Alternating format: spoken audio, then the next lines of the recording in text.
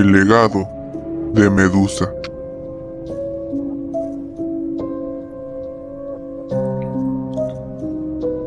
Mi mundo antes era un lienzo de luz y devoción.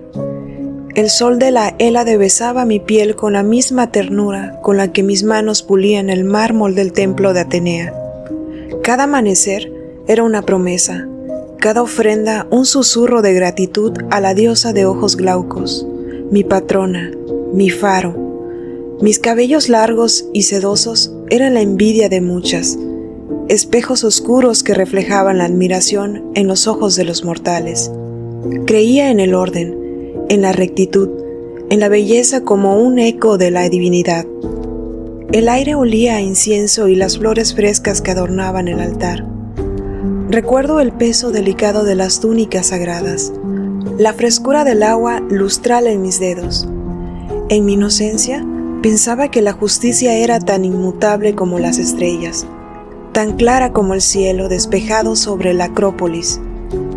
Oh, qué ilusa era al creer que la belleza y la piedad eran los escudos contra la oscuridad que acechaban en los corazones, incluso en los divinos. Mi alma era un jardín cuidado, ajeno a la sombra, que pronto se cerniría sobre él. El día se tornó ceniza cuando él llegó, Poseidón. Su presencia era una marea oscura que invadía la santidad de mi refugio. No hubo cortejo, no hubo súplica, solo la fuerza brutal de un dios, acostumbrado a tomar todo lo que deseaba, sin importar la profanación, sin importar el alma que desgarraba. El aroma sálobre del mar, que antes me atraía paz, se convirtió en el hedor de mi desgracia. Sentí el frío del mármol contra mi espalda, no como un consuelo, sino como la lápida de mi inocencia. Grité, pero mi voz fue engullida por la inmensidad de su poder, por el estruendo de su ego. Sus ojos, profundos como el abismo oceánico, no reflejaban pasión, sino una posesión gélida. El sagrado templo de Atenea, mi hogar, mi santuario, se convirtió en el escenario de mi humillación. La conciencia, esa chispa de orden que tanto valoraba, comenzó a fracturarse bajo el peso de un caos impuesto, de una voluntad ajena que me aplastaba. ¿Dónde estaba la justicia divina entonces? ¿Dónde la protección de mi diosa? Y entonces ella apareció, Atenea, no con la compasión que una sacerdotisa mancillada esperaría, sino con el fulgor gélido de la ira. Sus ojos, antes faros de sabiduría, eran ahora esquirlas de hielo. La profanación de su templo, eso clamaba, su templo. ¿Y yo? ¿Acaso mi cuerpo no era también un templo sagrado, ahora profanado, roto? Sus palabras cayeron sobre mí como latigazos, cada sílaba un clavo en el ataúd de mi antigua yo. Tú, Ciseo, has traído esta mancha, la víctima convertida en culpable, la lógica divina, tan retorcida, tan cruel. No hubo juicio, solo sentencia. Sentí un frío antinatural recorrer mi cuero cabelludo, una picazón horrenda, mi hermosa cabellera, ahora una burla. El castigo no fue para el agresor, el dios soberbio que se marchó tan impune como llegó. No, el castigo fue para mí, para la vergüenza, para el recuerdo imborrable de su profanación. La sombra de la injusticia se hizo carne en mí. El dolor fue indescriptible. Mis cabellos se retorcieron, engrosaron, cobraron una vida fría y propia. Sentí el deslizar escamoso sobre mi frente, el peso de múltiples conciencias reptantes anidando en mi cabeza. Serpientes siseaban con una melodía infernal, ecos de la furia de Atenea, y mis ojos, oh mis ojos, lo supe cuando vi el primer incauto, un pastorcillo que, atraído por mis lamentos, se aventuró demasiado cerca. Su mirada curiosa se cruzó con la mía, y en un instante su carne tibia se trocó en piedra fría y gris. Un monumento grotesco en mi nueva existencia. El terror me paralizó. ¿Era esto un escudo como algunos susurrarían después? ¿Una protección retorcida? No, era una maldición que me aislaba, que convertía el anhelo de conexión en un arma mortal. Era la materialización de la sombra, la encarnación del caos que se había apoderado de mi ser. La belleza que una vez me definió era ahora la carnada de una trampa letal. Me arrastré a los confines del mundo, a una cueva húmeda y oscura, donde el sol no osaba penetrar. Mis hermanas, Esteno y Euriale, inmortales en su monstruosidad congénita, me acogieron en su lóbrega compañía. Ellas no entendían la profundidad de mi tragedia, la pérdida de una vida, que yo sí había conocido. Para ellas, el horror era su naturaleza, para mí, una condena impuesta. La soledad se convirtió en mi única confidente, el reflejo en los charcos oscuros me devolvía una imagen que apenas reconocía, un monstruo hermoso, sí, pero coronado con un nido de víboras silbantes y unos ojos que prometían la quietud eterna de la roca.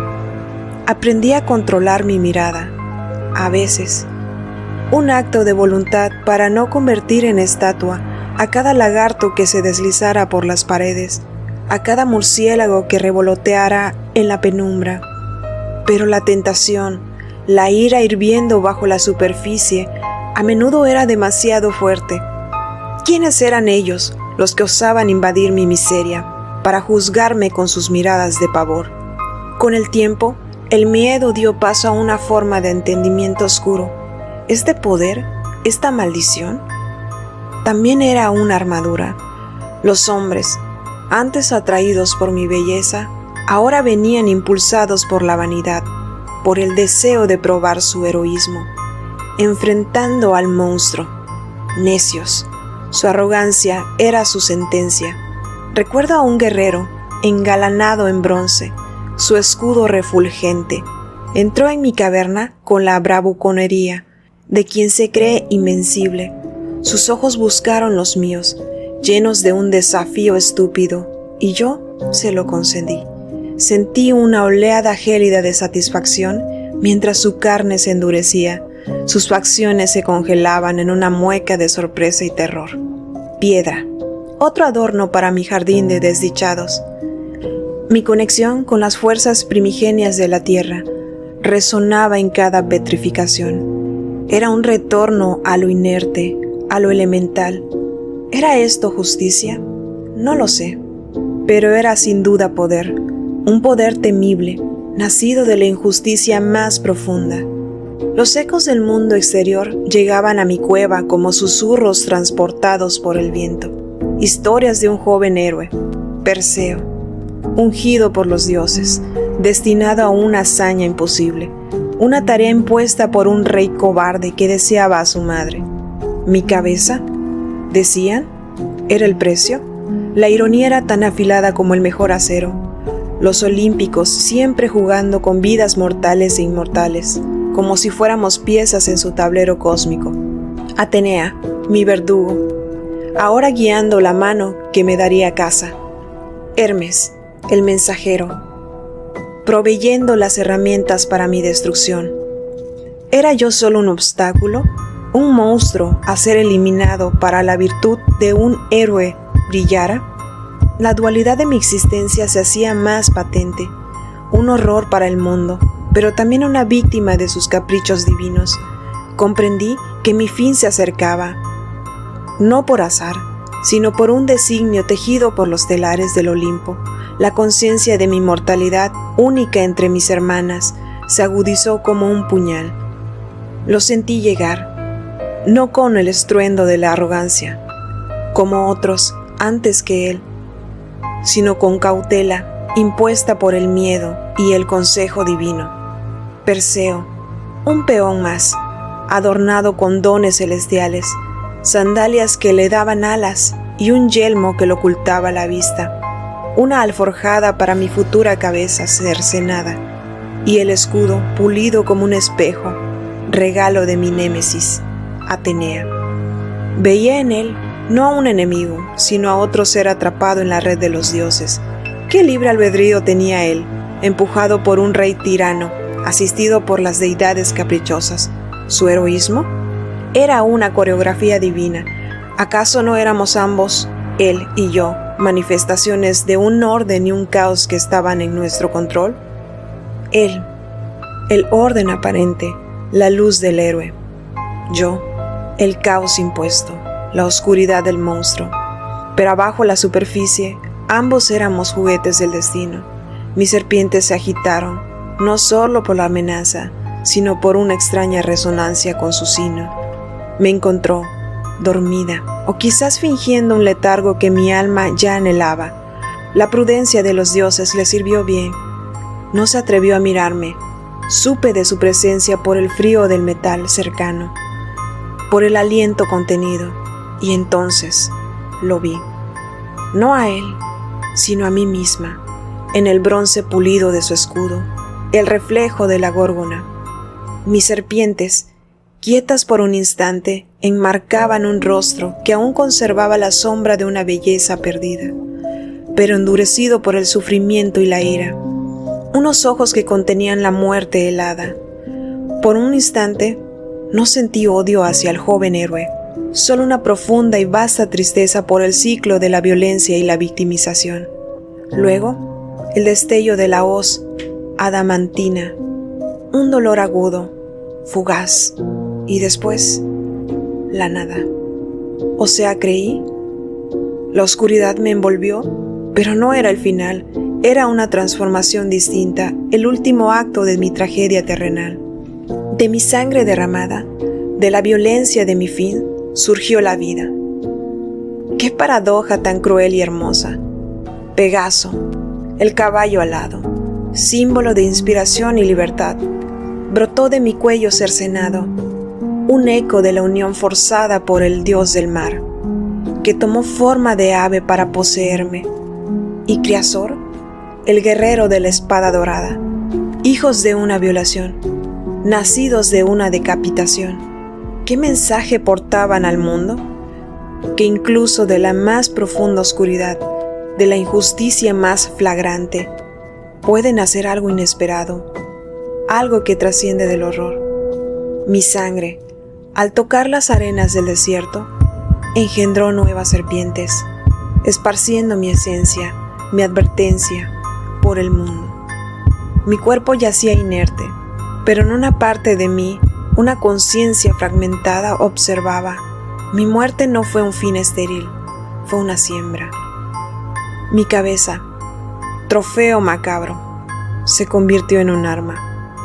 Perseo la usó para cumplir sus venganzas, para convertir a sus enemigos en piedra. El terror que yo encarnaba ahora era una herramienta en manos de un héroe. Qué voluble es la moral de los hombres y los dioses. Finalmente, mi cabeza encontró su reposo en la égida de Atena. La misma diosa que me maldijo, ahora portaba mi imagen como un emblema de poder, un símbolo apotropaico para ahuyentar el mal. ¿Yo? ¿El mal? ¿Convertida en guardiana? El gorgonello, mi rostro, antes motivo de espanto directo, ahora era un talismán protector. La dualidad de mi ser se perpetuaba, terror y protección, monstruo y égida. Comprendía que los símbolos son fluidos, pero el miedo puede ser domesticado, resignificado. Pero la esencia de ese miedo, la verdad de mi historia, ¿quién la recordaría? Ya no soy carne ni piedra, ni siquiera un eco en una cueva olvidada. Soy una idea, un arquetipo sembrado en la pizque de la humanidad. Mi historia resuena a través de los siglos, no solo como un cuento de monstruos y héroes, sino como un espejo de vuestra propia dualidad. En cada injusticia que petrifica el alma, en cada belleza mancillada, en cada poder que corrompe, ahí estoy yo. Mi mirada ya no convierte la carne en piedra, obligándolos a confrontar la sombra que anida en vosotros. el caos que teméis y a la vez anheláis. Fui víctima, fui monstruo, fui arma, fui un símbolo. ¿Pero qué soy ahora? Soy la pregunta incómoda sobre la naturaleza del poder, la fragilidad de la inocencia y el legado del trauma. Mírense a ustedes mismos. ¿Cuántas medusas caminan entre ustedes?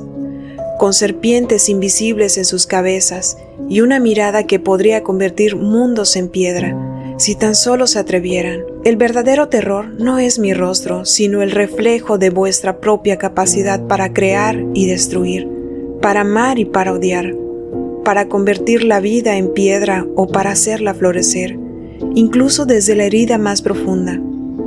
Mi legado es esa interrogante, grabada en la piedra angular de vuestra existencia. Y esa mirada, esa, sí, es eterna.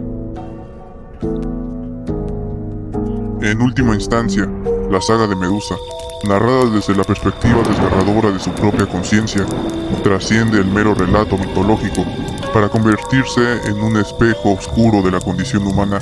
La transformación de devota sacerdotisa a gorgona aterradora no es solo la crónica de una maldición divina, sino la encarnación del terror primordial que surge cuando la inocencia es profanada y la justicia se pervierte.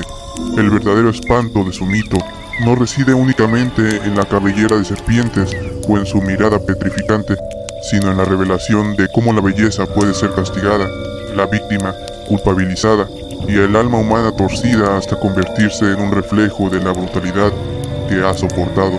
En Medusa se condensa la eterna dualidad que define a la humanidad, la luz de la conciencia, luchando contra la sombra de los instintos más oscuros, el anhelo de orden frente al caos inherente a la existencia, la capacidad de amar y crear, enfrentada a la de odiar y destruir. Ella es la prueba de que el monstruo, a menudo, no nace, sino que se fabrica en el crisol de la crueldad y de la indiferencia. Esta exploración de la belleza corrompida, la otrovedad y el terror nacido de la injusticia resuena profundamente en la sensibilidad de Mary Shelley en su obra cumbre, Frankenstein. Shelley examina cómo la criatura inicialmente inocente es moldeada en un monstruo por el rechazo y la crueldad de su creador y de la sociedad. Al igual que la criatura de Frankenstein, Medusa se convierte en una paria y su poder aterrador es, en parte, una respuesta al horror que le fue infligido. Ambas narrativas nos advierten sobre las consecuencias de la deshumanización y el terror inherente que surge cuando la empatía cede ante el juicio y el miedo. Y yo fui Feat Blom, el contemplador de los mitos del Olimpo. Recordad, la noche escucha y los ecos resuenan. ¿Sientes ese susurro en la oscuridad? Es la llamada a lo desconocido, la invitación a compartir tus terrores más profundos.